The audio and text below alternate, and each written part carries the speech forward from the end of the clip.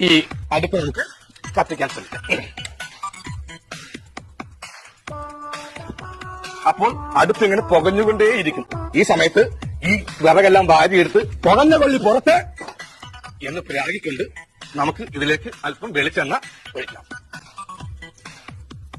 വെളിച്ചെണ്ണ നന്നായി ചൂടായതിനു ശേഷം ഈ കടുക് ഇടുക. തെറ്റിദ്ധരിക്കരുത്, അത് കടുക് പൊട്ടിയ സൗണ്ട് തന്നെയാണ്. ഇനിയും കടുക് പൊട്ടാനുണ്ടെങ്കിൽ ഈ ചിറ്റിയ കൊണ്ട് അടിച്ചു പൊട്ടിക്കാം.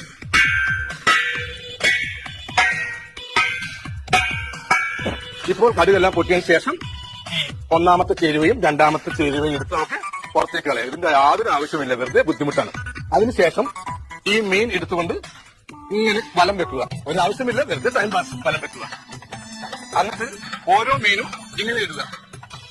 ഇങ്ങനെ ഇടുമ്പോൾ ബ്ലക്ക് എന്നൊച്ച കേട്ടാൽ മീൻ കത്തിയിൽ വീണു എന്ന് നമുക്ക് അനുമാനിക്കാം.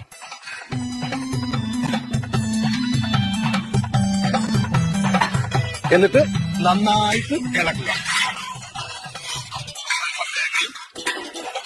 ഉള്ളിയെ ബാക്കി വന്ന എല്ലാ സാധനങ്ങളും വിട്ട് അസലായിട്ട് ഇളക്കുക.